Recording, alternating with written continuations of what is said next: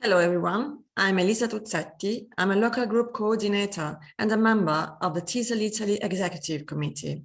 I'd like to welcome you to this session of TESOL Italy's 47th convention. Our speaker for this session is Giuseppe Laurenza.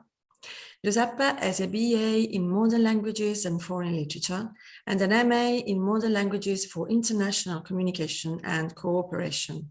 He is an English teacher for secondary school, an adjunct professor at the University of Naples Federico II, and collaborates with the University of Florence. The title of Giuseppe's session is Student-Centered Learning. Let them connect, extend, and challenge a language. Giuseppe, the floor is yours. Thank you very much for the introduction. Hello, everyone. So just a second to share my... Okay, so we are going to talk about visual thinking routines, which are basically all those strategies and practices that all teachers can use in their classes and in their lessons in order to, put the students in, in a position of learning, of constant learning, ongoing learning of their own field. So the title of this first page is The Challenge of School. So as we know nowadays, the world of school has an important duty, an important role, which is that of preparing men and women of the future in order to give them priority and in order to give them, provide them with, tools, knowledge, practices, and abilities to deal with the complexity of the world, the complexity of the present, but also the complexity of the future. I would like to start with this first question. Is the acquisition of knowledge an individual or a social act? Well, generally speaking, the acquisition of knowledge is thought to be something that happens individually rather than thinking about it as a sort of shared act. So an act that we can implement, that we can carry on in a group, for example, the group of students, classmates in a class. So we all, as teachers, we all should encourage, foster an environment in which our students can definitely collaborate. So an environment in which our students are basically active protagonists rather than passive receptors of a knowledge. So we need to find a way to pass this knowledge, to transmit this knowledge in an active way. They need to feel like they are active protagonists somehow. So we want to through a sort of cultural transformation where knowledge is a social act. So as teachers, we all should, base our lessons on the so-called 4 C's. The 4 C's are communication, collaboration, creativity, and critical thinking. Communication, so means basically the ability to communicate to one another, but also the ability to communicate through media, so digital skills in this sense. Then we have collaboration, so the ability to feel part of something, the fact that we are part of a group, part of something, so collaborative work, which is always important to mention. And then we have creativity, so to see things from a different points of view, so to see things from different perspectives, to think out of the box, we could say. And finally, critical thinking, so to be critical, skeptical, to analyze things, from a different perspective, more in depth, we could say. The next 2 questions are, can we make the thinking visible? Can we make the learning process visible too? So, of course, we will find out that it is possible, it is definitely possible. So now we want to find a way to help our students to show their thinking process and learning process. First of all, very briefly, let's try to understand the meaning of thinking. So I collected some definitions that could help us to better understand the way which thinking process happens and thinking moves happens. For example, thinking is a multifaceted act that includes attitudes, knowledge, and skills, and which allow any individual to shape his or her environment. So here, as you can see, we have three highlighted words: attitudes, knowledge, and skills, because of course, we know that they remind us of the definition of competence in the recommendations on key competencies for lifelong learning by the Council of the European Union 2018. Then we have SOSA. So according to SOSA 2011, it is easier to describe the way in which thinking happens rather than define it. So we see that thinking happens on a daily routine. There's a sort of thinking behind anything like every day, for example, moment which we know where we are going, so our destination, and also the way we get there. And also, thinking is a mental process involving a variety of operations, such as induction, deduction, classification, and reasoning. And finally, a further definition, which to me sums it up. So thinking skills are mental processes that happen, of course, automatically, we could say spontaneously. So we use our thinking skills every day, every time we are solving problems, making decisions, asking questions, making plans, pass judgments, organize information, and even create new ideas. So as we can see, thinking process is purposeful, is definitely purposeful, and it involves a certain cognitive process somehow. But as teachers, first of all, we need to have clear what kind of thinking we expect from our students. So do we expect them to think about something? Do we expect them to analyze something, interpret something, discuss something? So we could say that actually we have different kinds of thinking. We distinguish different kind of thinking depending on the disciplines, on the subjects on which we are in. So for example, from scientists, we would expect them to making hypotheses, observing closely, building explanation, or from readers, we would expect them to making interpretations, connections, and predictions, or from historians, we would expect them to consider different perspectives, reasoning with evidence, building explanations. Moreover, we also have all those kinds of, thinking moves that everyone can use more or less in all the disciplines, and they are called interdisciplinary thinking. So like the following: observing closely and describing, building explanation, reasoning with evidence, making connections, considering different viewpoints, capturing the heart and forming conclusion, wondering and asking questions, and finally uncovering complexity and going below the surface of things. As we know, all these things are very important. As teachers, we always should encourage, foster a motivated environment, an environment in which our students need to be aware of what they are learning and the way in which they are learning. So the so-called metacognition, which means the ability to form a judgment around a related thought, the ability to form a judgment about what they are processing in that time. So this means that they know what they know.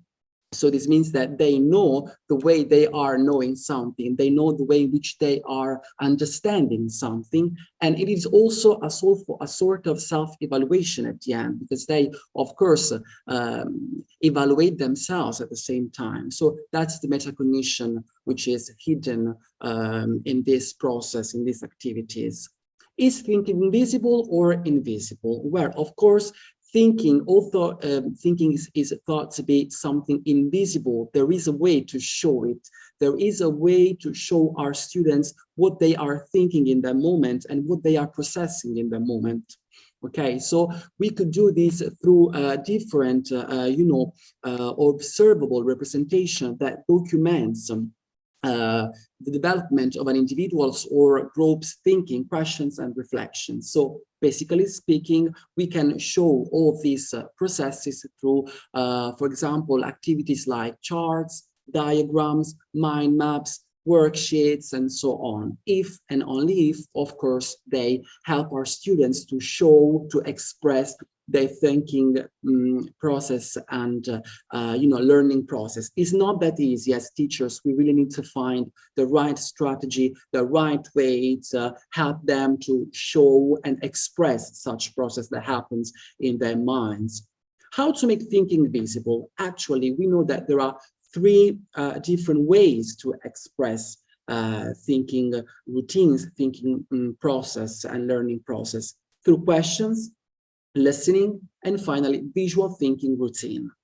Let's start with questions. Why questions? When we refer to questions, we are not talking about questions, generally speaking, or closed-ended questions or single-answer questions, but rather we are talking about open-ended questions. Why open-ended questions? Because open-ended questions, of course, allow us to show and to push our students beyond their boundaries, their limits. So open-ended questions allow us to create debates, to create, discussions, what I call healthy debates and healthy discussions. So the moment in which you are asking a question to your teacher, to your student, this means that you are interested in their responses. So you want to engage with them. That's very important. For example, you can show them some pictures or a video, and then you can ask questions. For example, what do you see in these pictures?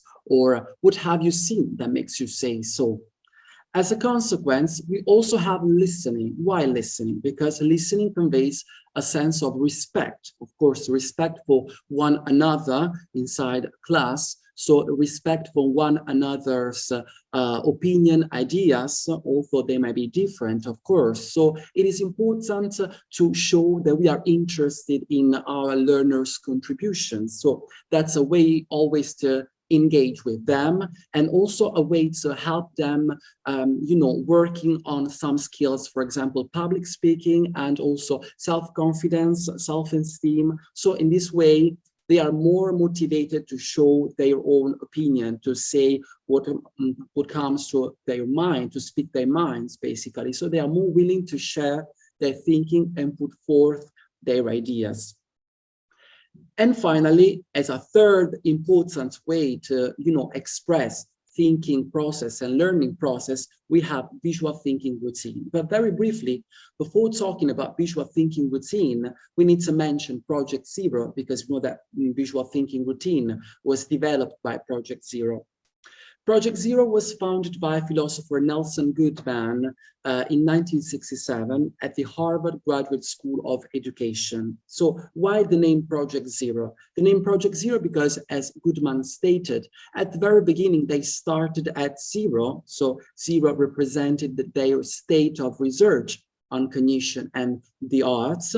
So that's the reason why we have this name that nowadays has stuck, although they have moved well beyond zero, of course. So at the very beginning, they decided to focus primarily on education and learning in and through the arts. Nowadays, we know that it's not like that anymore. I mean, nowadays, Project Zero has definitely extended their curriculum. So nowadays they address different addresses, for example, students, young teenagers, and also major students and learners. And they also influence, and inspire many teachers and specialists and so on. So what's their mission? Project Zero's mission is to understand and nurture human potential, such as learning, thinking, ethics, intelligence, and creativity in all human beings. So they are also interested in, examining the different contexts and, environments in which all these human beings' potentials are possible and can be developed and can flourish and can thrive, so they want to reflect on these. They want to foster a transformation, a cultural transformation. They want to create a more enlightened, cultural and academic contexts. Among the different principles that we find at the base of Project Zero, we have one which is very important. We know that, generally speaking, people believe that, thinking is the result of learning, whereas according to Project Zero, it happens basically the opposite. So it is by thinking about and with content that learners come to know it better. So it is by thinking about and with content that learners know something and learn something new. So it is definitely the opposite. So in which way can we help them, help our students? Of course, through different artifacts, protocols, and practices, and also the so-called visual thinking routines or thinking routines. Thinking routines are basically part of an initiative called Visible Thinking, developed by Project Zero and their colleagues and different teachers of from various schools. So they basically developed, a set of sources, tools, and frameworks in order to, pursue a cultural transformation through their practices and activities.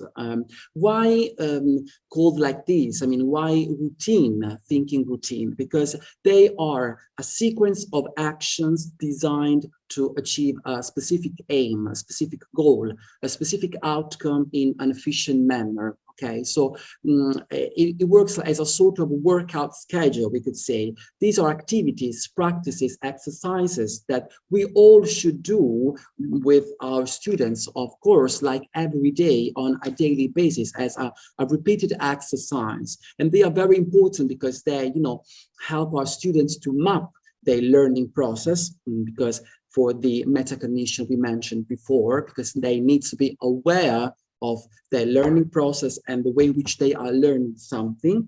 And so this help them to develop, creativity, thinking, reasoning, and critical thinking. So students become more motivated, open-minded, curious, critical, and even skeptical. Let's see now all the advantages of these thinking routines, of these activities. They help connection with familiar events. They expand their repertoire of thinking, engage students in the learning process, and finally, motivate students to learn. We know that Project Zero has developed many thinking routines, many activities and strategies. And among many, we mention the most important, for example, I used to think, now I think, or connect, extend, challenge, color, symbol, image, see, think, wonder, and think, pair, share. Of course, as you can imagine from the title of my presentation, I decided to, focus mainly on connect, extend, challenge. So we see together now the way in which this activity works. So connect, extend, challenge. Let's start from the purpose. We know that this activity is generally used and suggested in order to, with the intention of, creating a relationship or a link between prior knowledge and new knowledge, prior ideas and new ideas. So a link, a relationship between what our students already know about something, about a topic, and what they are going to learn thanks to us. It also encouraged them to take stock of ongoing questions, puzzles, and difficulties as they reflect on what they are learning. Then about the application, we could say that this activity can be applied in many different ways during our lessons. For example, you can choose to apply this activity at the very beginning of your lesson as a warm-up activity in order to break the ice. For example, if you want to see what your students already know about the topic you are about to, to talk and discuss, or also as a closure engagement. So after, I don't know, for example, after a unit of study, after a test, after a lesson, after you have watched together a video or read an article or discussed some pictures and so on. And finally, about the launch, we know that this activity can be carried out in different ways, for example, individually or in a group. Generally speaking, I prefer my students to work together in order that, carry out the collaborative environment, the collaborative work I was saying at the very beginning. But of course, you can do both the things. The general idea should be that of sharing ideas, sharing opinions about the topic discussed in that moment. So generally speaking, we could say that there is a sort of template that we all should stick to in order to be sure that we are using this activity properly and correctly. So the template goes this way. Consider what you have just read, seen, or heard. Then ask yourself, How are the ideas and information presented connected to what you already knew? What new ideas did you get that extended your thinking in new directions? What challenges or puzzles have come up in your mind from the ideas and information presented?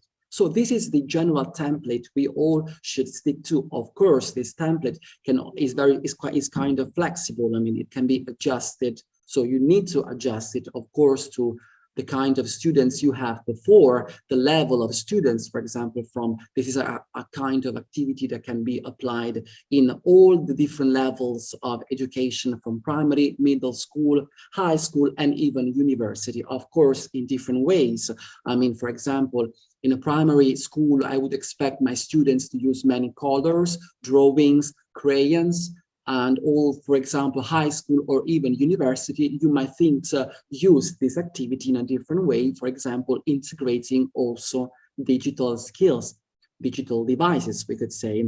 So the point number one is the moment in which we are asking our students what they already know about that topic. So for example, if we are showing a video, if we are watching a video or showing some pictures, images, and so on, so the point number one is the point of prior knowledge.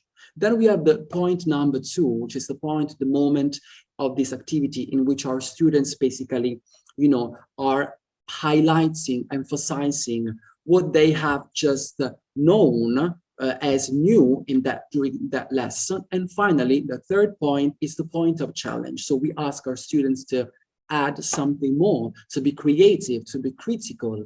We ask our students if there's something that they would like to add, change, adjust, and so on.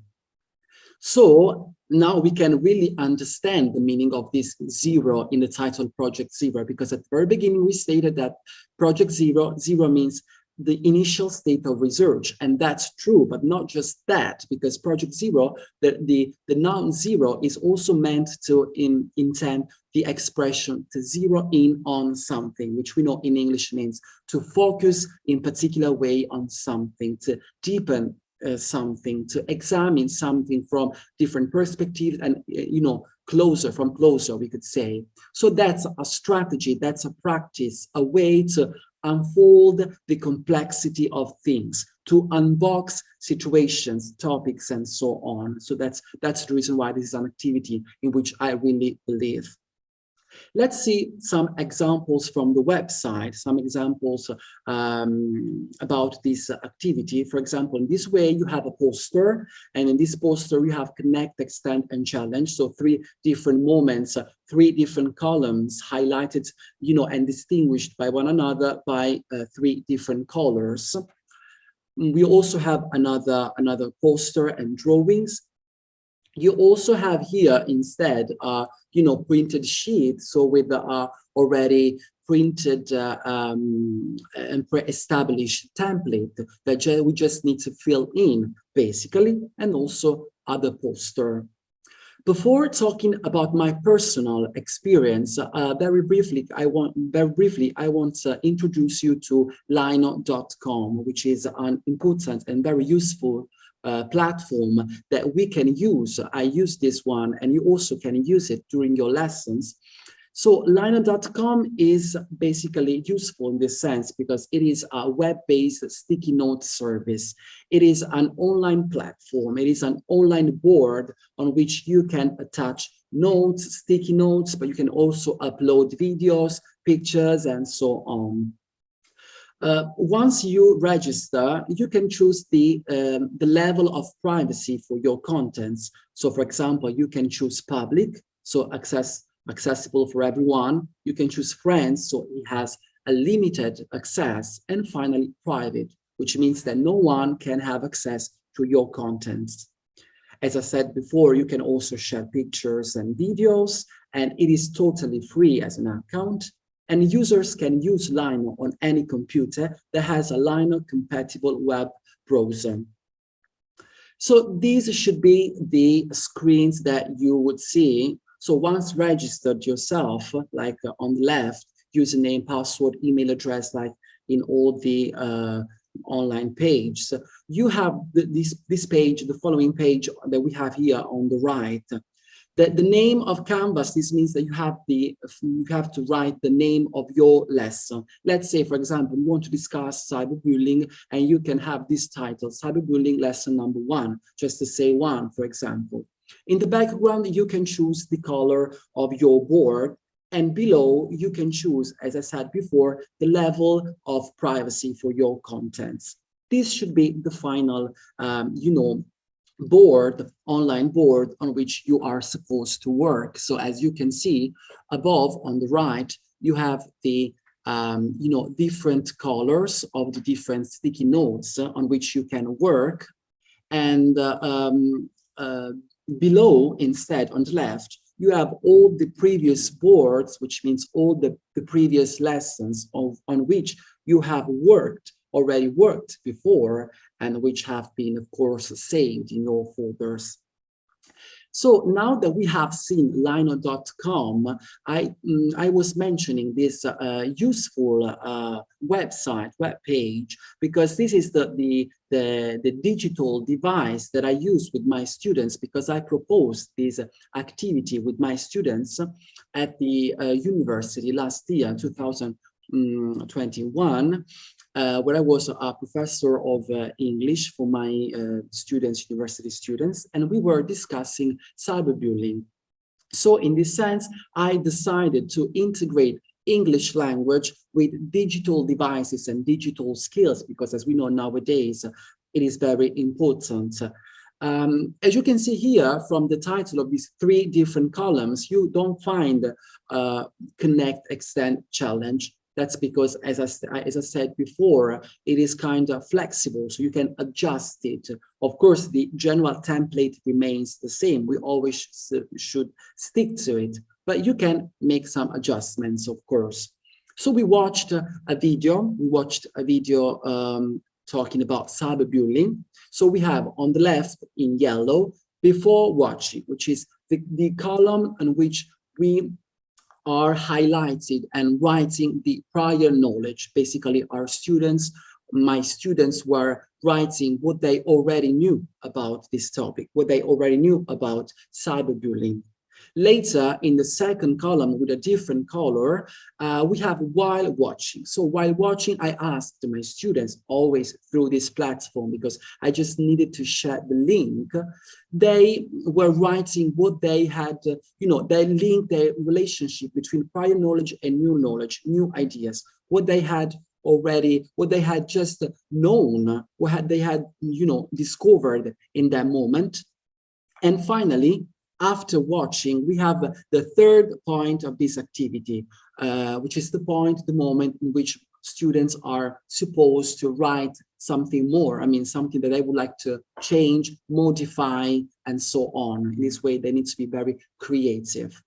Another example was with another class of students, always from university level. And in this case, always using Lino.com. Here you can find Connect, Extend, and Challenge in this case. And in this case, I was discussing HIV/AIDS as a topic of the day. So we watched a video and we also read some articles about HIV and AIDS. So we discussed truths and myths about HIV. So this was a very important opportunity in order to engage with my students, in order to ask questions, but also in order to have their responses, have their contributions, which for me and all the teachers should always be important.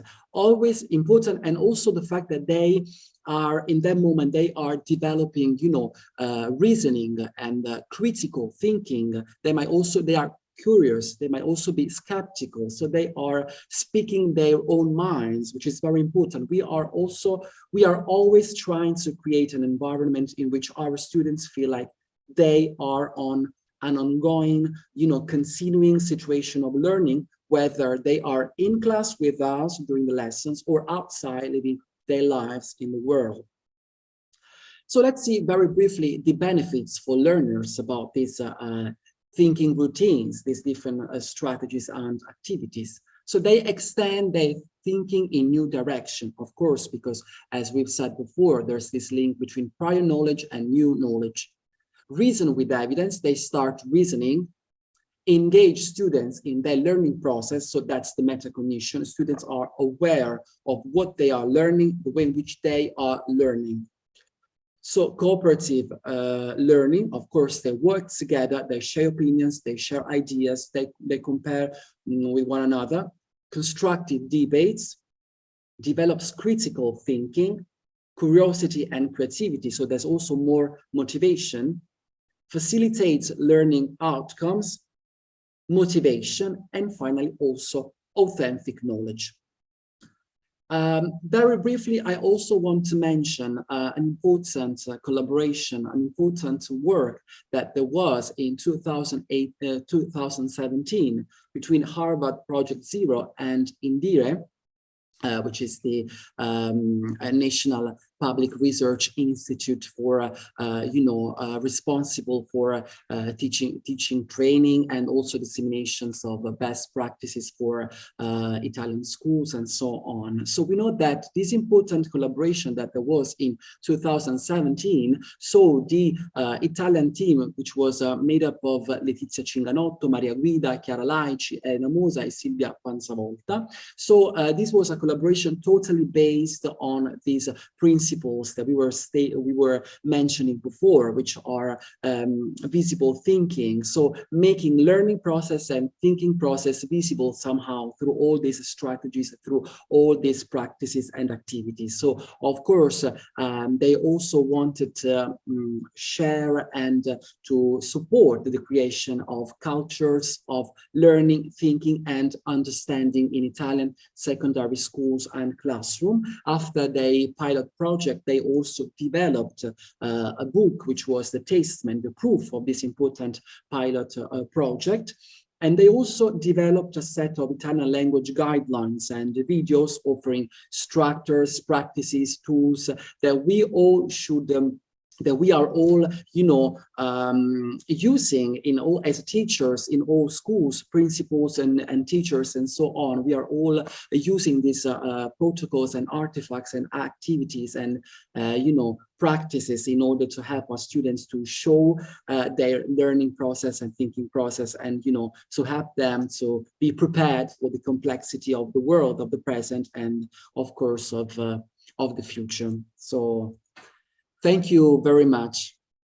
I don't know if we have some questions or not. Thank you.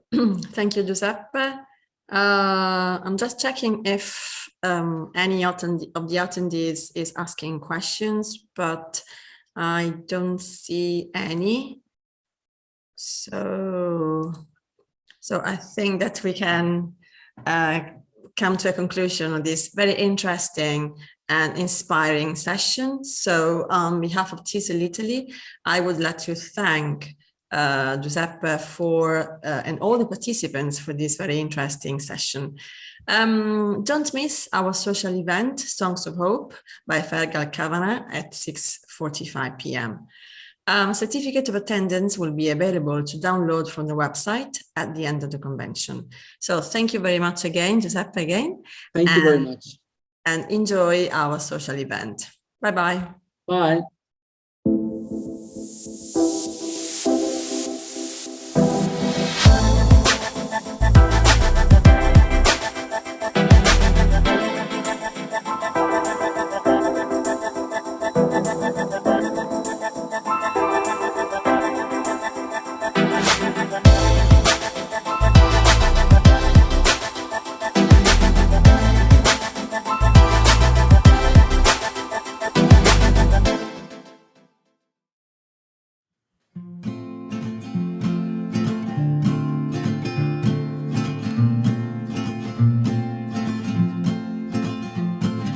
You said that the road to happiness was long and winding. You said that the forest would get dark, and that the ground could shift here upon this hill we're climbing. No matter how close we get, we're still so far.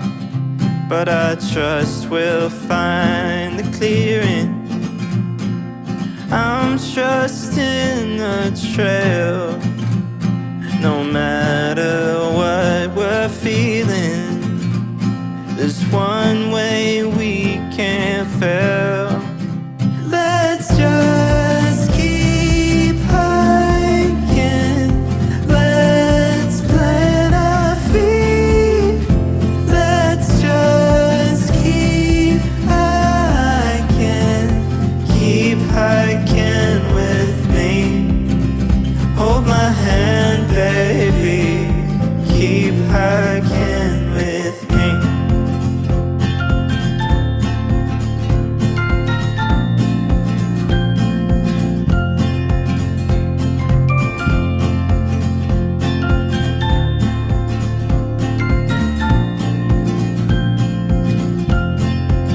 You said the road up to success was an impossible test unless we had some sort of map. And I could feel it in my chest just as our feet begged us to rest. I think this just might be the end of that. But I said I trust we'll find the clearing. I'm trusting the trail. No matter what we're feeling, there's one way we can't fail. Let's just keep hiking. Let's plant our feet. Let's just keep hiking. Keep hiking with me. Hold my hand.